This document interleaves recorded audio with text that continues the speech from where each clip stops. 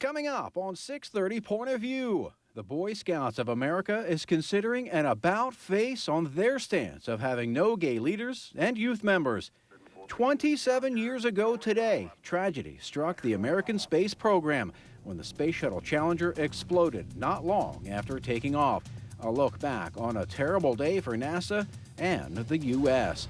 In the Hot Box, Chris speaks with Maury Lanning about the Red River diversion and the Viking Stadium. All that and more, including some of your opinions, right now on 6:30 Point of View.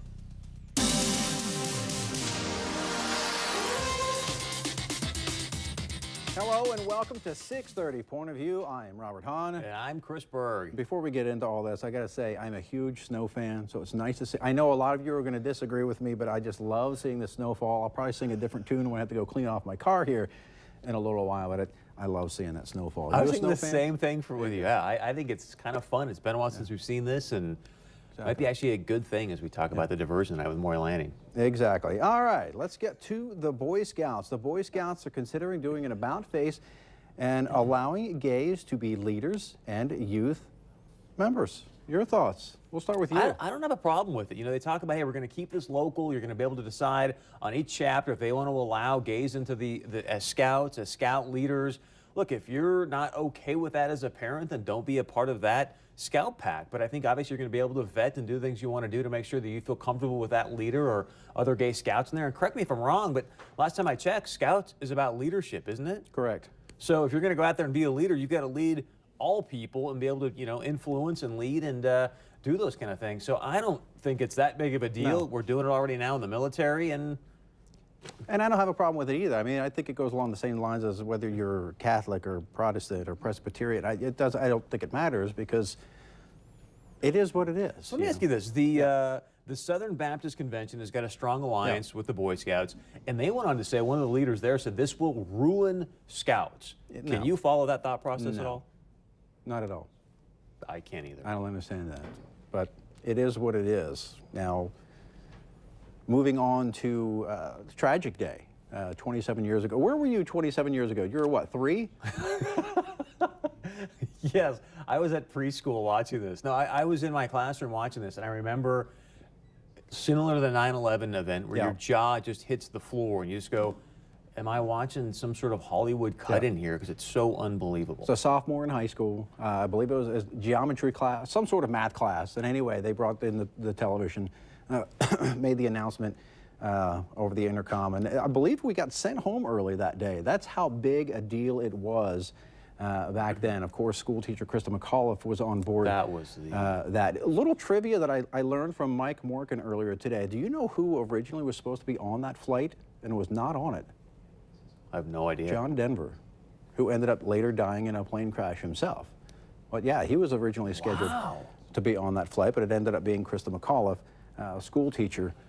Another interesting fact about that day, that was actually the same night that President Reagan was going to give his State of the Union address. Correct. And due to this taking place, obviously had to shift gears. And one of the things you always loved about President Reagan, he just seemed to know how to hit the right tone. He just sat there in the Oval Office with the entire United States of America and just was, I think, pitch perfect about his tone, how he shared about it. He even alluded to, hey, for all of you young people out there in schools that happen to be watching this during your classroom, some things are just inexplainable, and I thought he just did a phenomenal job. Yeah, I mean, it was just a tough day. And like I said, you know, it doesn't seem like 27 years ago. It seems like it was, you know, 5, I mean, as you watch this right here, 10 years you just ago. go... Yeah, you can't fathom it. I mean, it's just, you know, it's one of those deals. It's a, you know, unfortunately, one of the many difficult days in America's history. In terms of, you know, where do we go from here? You know, there is no shuttle program right now. I don't know what they're going to do in the future. I don't know if they're going to have anything, some sort of hybrid type shuttle in the future. But, you know, for now, unfortunately, that's what a lot of people remember. You know, they don't remember the 100 and some missions that were highly successful. People remember that accident, the other accident that happened over Texas, instead of all the good they did with that shuttle mission. In terms of the Boy Scouts, I think it's good that they're even considering it, you know, if they go ahead and forward and do an about face, and I think that's all good. You know, I mean, the more people you have to help lead your kids, and more kids that get involved in Boy Scouts, the better it is for the organization. And no organization's perfect. I mean, the Boy Scouts have had enough of their issues with the pedophilia and all those kind of challenges that take place in those kind of orgs. So as long as you're going to have a great vetting process, and again, parents, you can vet it. It's going to be all based on how the local leaders want to have those scout packs move and go. And so I think it's probably the move that they're going to, and you can just see it happening. I mean, you look at the younger generation of America today, the way things are polling when it comes to gay marriage and whatnot, whether you like it or not, demography is destiny, and that's just the way things are trending. That's a whole other conversation there. One that I think you might have a different view on. This country. But we'll get to that another day. You and I definitely will. And there is a yes. Yeah. Coming up in just a moment, do you think the diversion ever gets done? I don't know if you've ever heard about this thing called the Big Dig in Boston, but if you haven't, do yourself a favor, do some homework on that, because I think that is going to be the diversion project here. Plus, Minnesota Vikings, we're talking to Representative Maury Lanning in the Hot Box next. We'd love to know your thoughts or comments for him. Please go to our website, 630pov.com. You can text us, email us, use Twitter, Facebook, whatever's easiest for you. Stay close. The views expressed on this program are those of the commenters alone. They do not represent the views or opinions of Valley News Live, our parent company, or our advertisers. Welcome back. Tonight in the Hot Box, former Representative Maury Lanning out of Minnesota. Mr. Lanning, thanks so much for joining me tonight in the Hot Box. I want to start with a diversion. You just recently had the 30th annual Red River Basin Commission Land and Water event. Tell the audience, what did you learn in that event that maybe people don't know but should know out in the public? Well, we've been at this business of trying to do water management on a basin-wide perspective for 34 years, and this was our 30th annual summit conference involving Canadians, Minnesotans, North Dakotans, and people from South Dakota.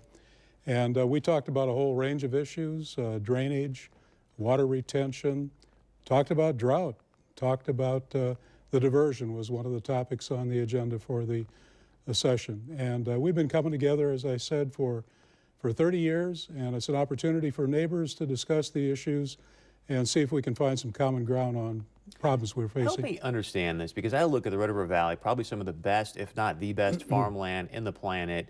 How come we can't develop a more basin-wide, holistic approach to this diversion to this flooding challenge, rather than just going with the FM diversion?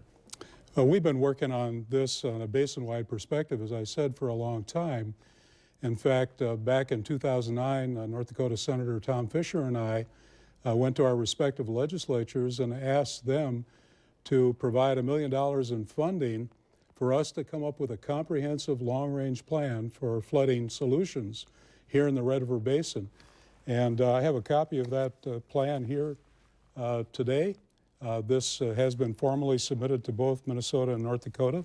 And in that plan, there's recognition that our metro area needs a diversion. We need a 500-year protection from flooding.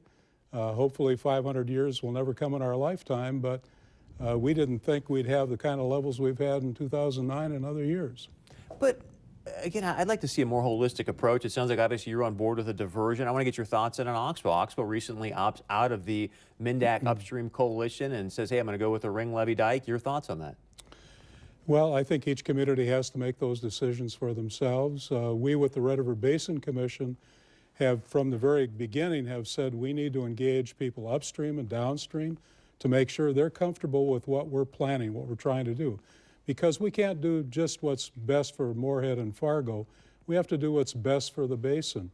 And that's what we've been working to try and do, find those solutions. But I guess that's my whole point. You said, hey, Oxbow's got to do what's best for them. If that's the case and every city takes that approach, there's never going to be a basin-wide approach to this scenario. And again, we've got some of the best farmland on the planet. Someone's got to be smart enough to say, hey, here's a basin-wide approach that's going to be successful. We don't need to use diversion to wipe out Hickson, Christine, those different areas.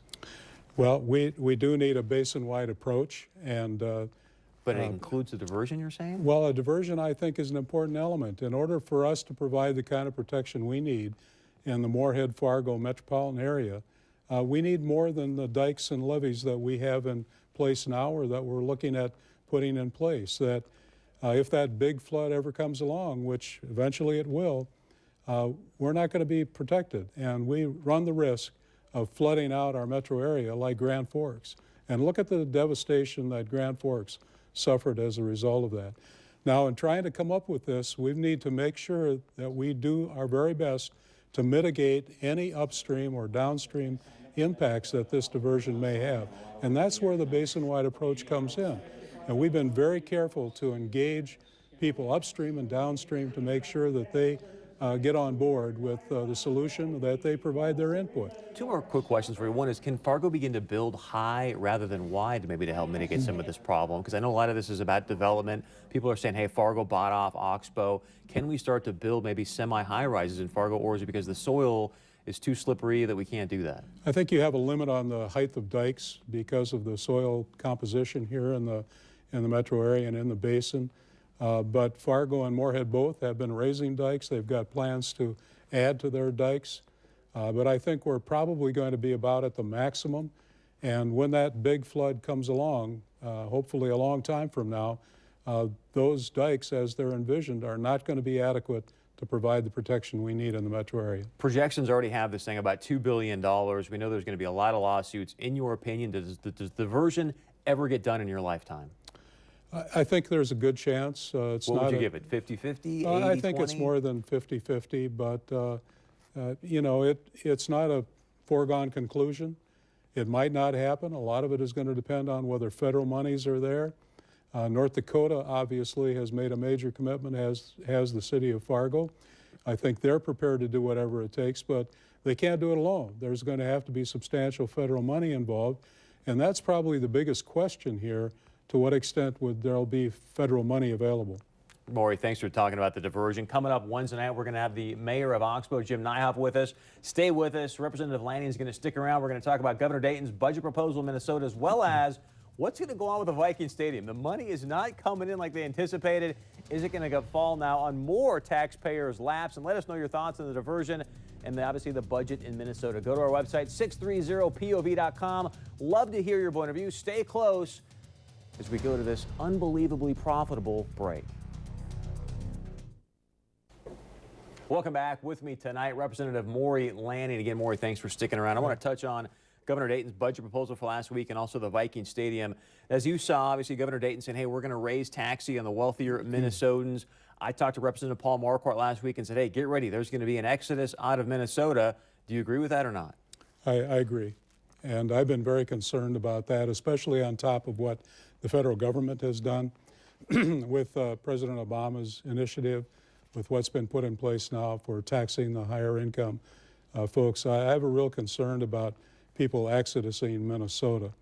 And maybe we don't have a lot of super rich here up on this part of the state, but we certainly have some people who are going to be adversely affected by that, and we can't afford to lose any more. We've been losing too many high income people over the years because of the tax differential with North Dakota.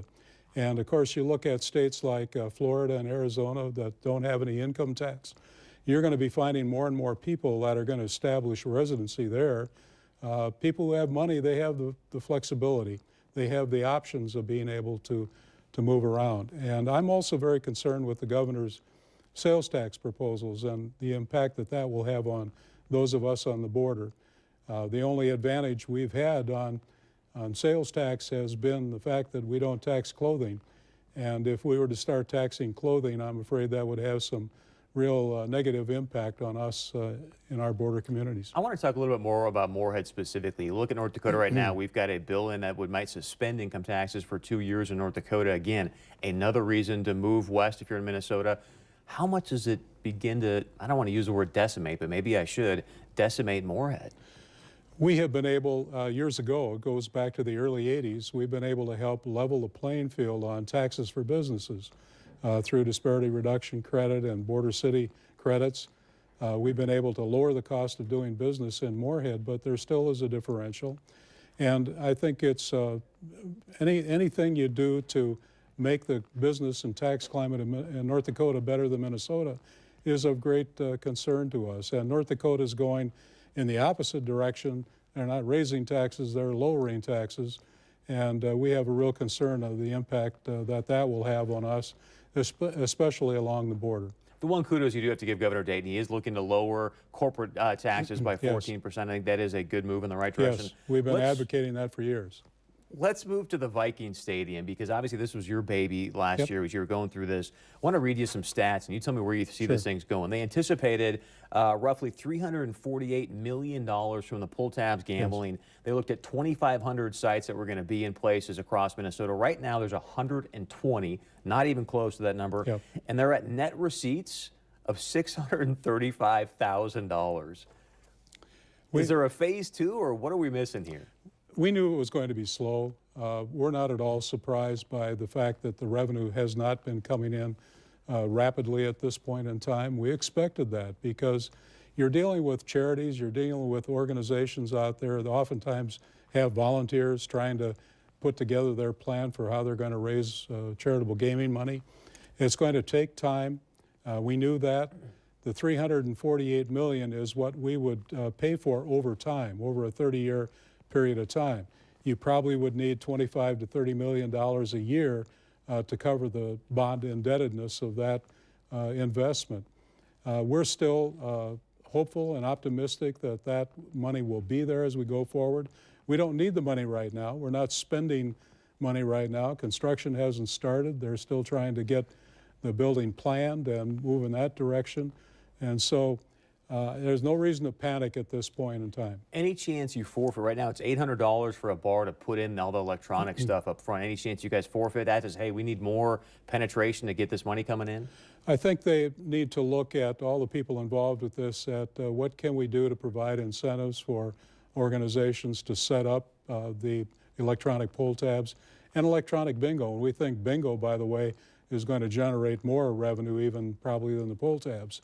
And so there needs to be more marketing. There needs to be more support for organizations trying to do this. And again, I say there's no reason to panic. Is there a reason for concern? Of course there is. We want money to come in more than it has so far, but there's no reason to panic. Last question for you, can be kind of brief on this one. Minnesota Gopher baseball team upset because the Viking Stadium is not going to change its configuration to help them for spring games. Should the Vikings be worried about Gopher baseball? Well, that's a little hard for them. They're putting up $477 million, and they're not interested, I'm sure, in trying to do that, spend that kind of money for Gopher baseball or other baseball. But I know the college and high school baseball folks would love to be able to play games in a new stadium as they have in the Metro. I mean, I'd be love to play in this Sunday too, but hey, you know, great to have you. I really appreciate your time. We'll do this more often. Stay close. We're going to get to your feedback, plus a quick weather update. Please go to our website, 630pov.com. Call us, text us, email, whatever's easiest. We'll be right back.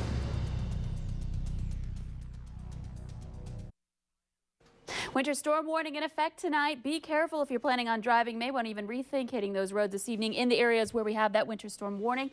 Snow still ongoing and quite heavy in some spots through the evening hours and even late night tonight. Winter weather advisory on the fringes of this, all in effect until 6 o'clock tomorrow morning. Here's the latest look at the radar. Falling over the same places where we're seeing that heavy snow, the darker blues, even the white down into South Dakota.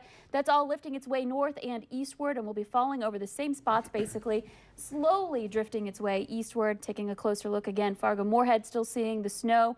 Southeastern North Dakota picking up several inches, as much as 4.5 inches being reported in the Ellendale area. Potential right in that area where we're seeing the heaviest snow. We could see some spots that get more than a half a foot. Most of us less than that, but all of us getting a little bit more snow than we've been used to this winter. Back to you, Chris and Robert. All right, thanks, Lisa. And we've gotten quite a bit of feedback as we've gone through the show. We're going to start with the first one, if we could pull that up. And that says, Boy Scouts, the question being asked should be, are they pedophiles? Not are they gay? I'm concerned about actions, not sexual preferences. Well, that's, you know, an excellent point there, but I don't think a whole lot of people are going to admit that they're a pedophile. Great point. And hopefully this is, you've got a great vetting system. As we talked about before, we had an email into the same thing. I've got a 3-year-old daughter saying, oh, Chris, I suppose now you want pedophiles. No, that's teaching not the your point daughter. you were trying to It's make. not the point at all. I No. mean, if you're going to try to extrapolate that every single homosexual person's a pedophile, I mean, wake up. Yeah. Not even... No, it's just... Not even worth discussing anymore. Next one says, John Strand isn't a good representation of tolerance. His tolerance extends to his ideas and his definition of right and wrong, not mine. I am proud of North Dakota's respect for the life of the unborn. We don't give lip service to our views. We stand up for what we believe in. And Hicksville, shame on him. His lack of understanding embarrasses me, and his choice of words is so limited. Your thoughts on that? I think what happened on Friday was the epitome of why so many people get tired of this liberal tolerance dogma that they try to preach. When you saw that interview, John sat here and said, hey, you know, Chris, I don't appreciate the lack of tolerance from NDSU and academic freedom. And then moments later, we came back with the email from a representative that people were leaving the legislature that Friday. It's like, I don't think that's right. I don't agree with it. It's like, wait a second. You just asked for tolerance on one side, but now that this gentleman's values don't line up with yours, you can't tolerate it. Just seemed incongruent to me. I think John's great. I love having him on here, but, you know, I tell it to his face as well. Yeah. The next one refers to smoking, and we're going to be talking about smoking in tomorrow's show. Smoking should be up to the individual business owner and up to the individual employee if they want to work in that establishment. Well, that's true to a point, because, you know, smoke does permeate. I don't know if you've ever been into a bar that did allow smoking back then. That does affect everyone in there, you know, and so in a workplace, if there's a spot outside, whatever, yeah, go for it. And I think, you know, if you're going to brave the weather like, you know, something like we're getting tonight, more power to you. And, you know, those minus 20-degree temperatures as well. We've got another one that came in tonight. It says, keep the water in the river channel, make the channel a block wide by moving everything. Then you only need like 25 feet high rather than 40 feet. Common sense. Well, I mean, that's a lot of work. So that's a lot of digging. widen the And river. I just, the thing I was trying to get across, Representative Laney, was, look, I'm so challenged by saying, hey, we're going to give up all this great farmland for this diversion. Why not build higher with high rises or whatnot here in the valley and come up with a basin-wide approach? I think when you see the Oxbow move, that's why people say, hey, I'm going to be out for myself and forget about the rest of the basin. And that's just not the North Dakota way. No, and we've got another one that we're probably not going to get to. We're running out of time. It says, can't you just dig the river deeper? Again, I think the dollars to dig the river deeper, number one, is going to be just as much, if not more, than a diversion. And number two, it's going to keep filling in. You're going to have to keep dredging it, keep dredging it, keep dredging it. What do we got tomorrow, real quick? Tomorrow, the mayor of Dilworth joins us, and of course, Robert and I will be talking about the hottest issues of the day. Please go to our website, 630pov.com. Stay safe out on the roads. We'll see you tomorrow.